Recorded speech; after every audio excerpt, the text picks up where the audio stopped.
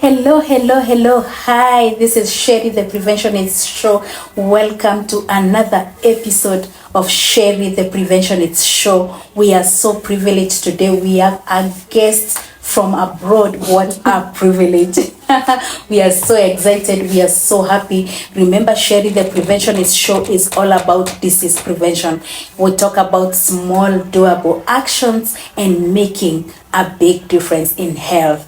I am so glad to invite and welcome my guest today. Karibu sana, Madam Rosie. In a minute, she'll be telling us about herself and what she does. Karibu sana.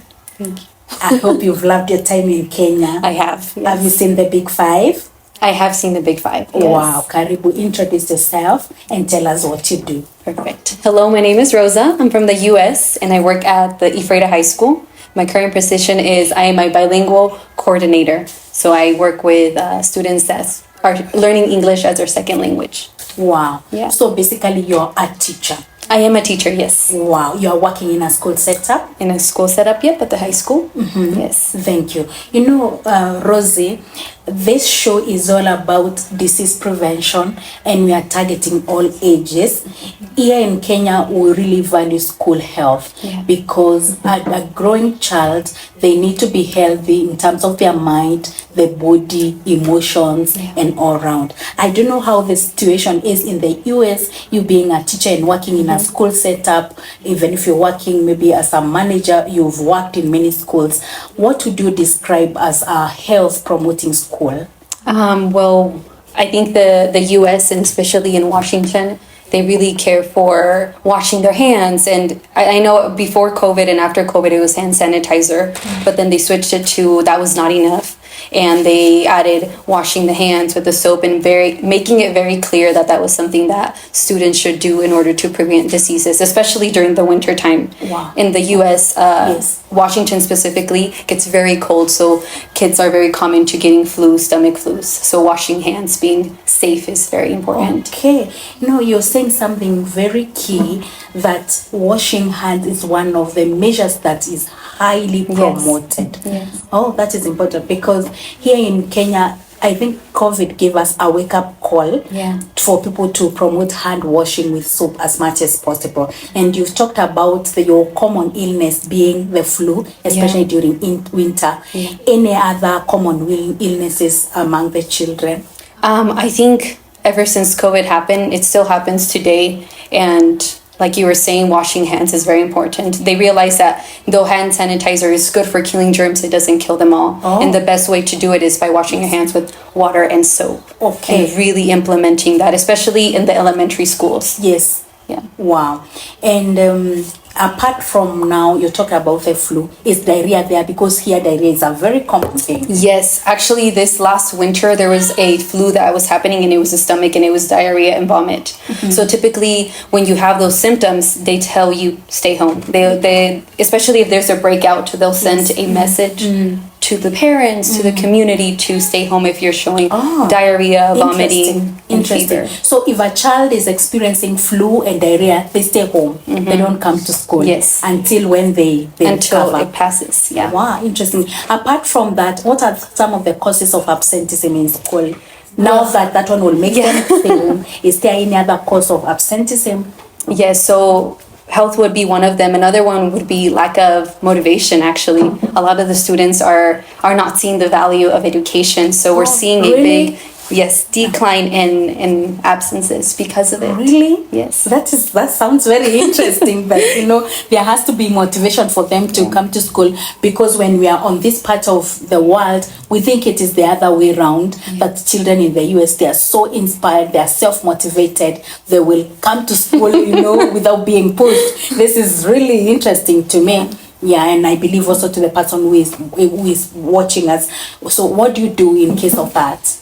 Well, typically we try to check in with the parents and with the student and try to find a solution. And a lot of the times it's not seeing the value of education, but sometimes parents are working so hard. It's not their fault. They're working hard and they expect their children to do their part. Yes. Go to school. Yes. And I think we saw this change after COVID. Okay. A lot of students want to do online. Oh. But then online is very difficult because it doesn't work for everyone. Yeah. So right now in our school, actually, we're trying to find different measures, different ways to motivate students to come to school to prevent that. Okay, let me just go back a little bit to hand washing with soap. Apart from that, is there any other health measure that has been put in schools? Yes, so as teachers, we are to sanitize things still, after students come, cleaning the desk. We have the wipes to do so, but also some kids are still using masks. So like if they're showing symptoms, some kids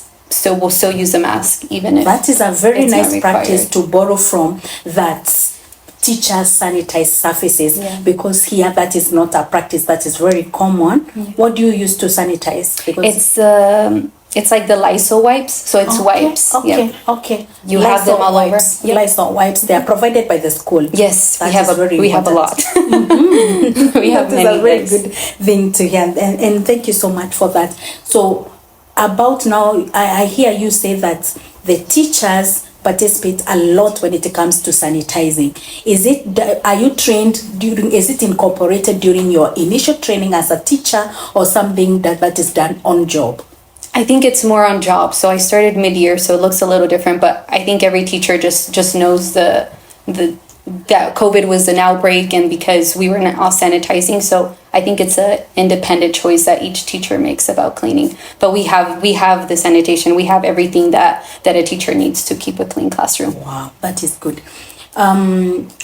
Maybe also I would want to ask about other safety, now not only hygiene, safety measures, are they prepared for emergencies, first aid, things that they are available?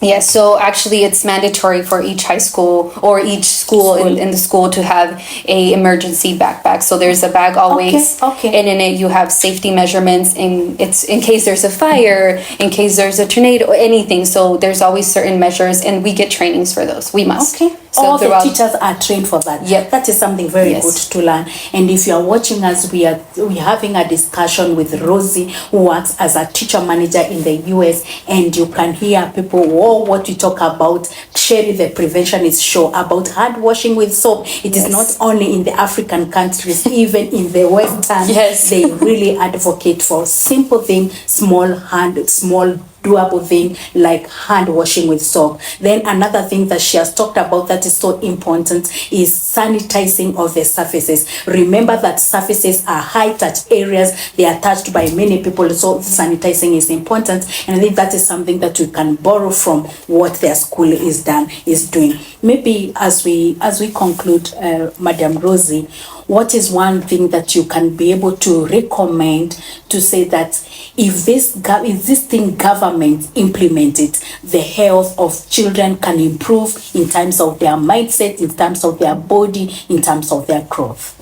I think, I would say that in the U.S. and Washington, it's implemented in the schools, but at the end of the day, it's up to the student and up to the parents and teaching their kid to care about their health and an individual. I think it's individual choice. I like what you've brought. You've brought a very interesting angle, the parent. The parent. It starts from the parent, then goes to the teachers.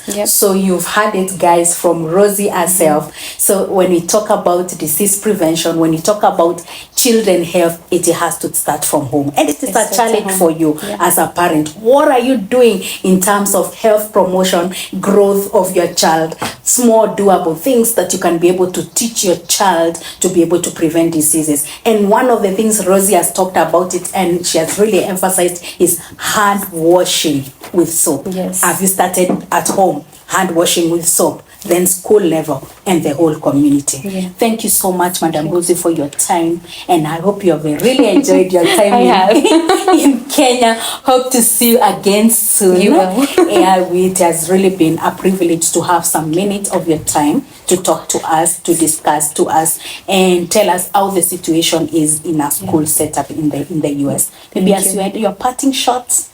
I'm just thankful for you and having me in the show, but just as you're learning from me, I'm also learning from you, so it's a great opportunity for everyone to see that it's not just one country, one nation. It's everywhere around. It is everyone. It is a global, affair. Yes. And if it is a global affair, here we say prevention is better and cheaper than cure all the time. Yes. Can we say it together?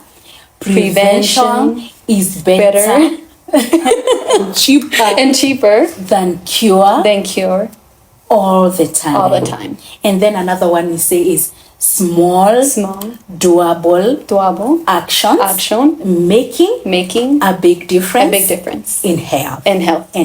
Tell people to stay safe. Wash your hands with soap and water. Wash your hands with soap with water and water. Yes. Spread the joy, not germs. Give them like a high five and tell them spread joy and not germs. Keep safe. See you. Bye. Bye.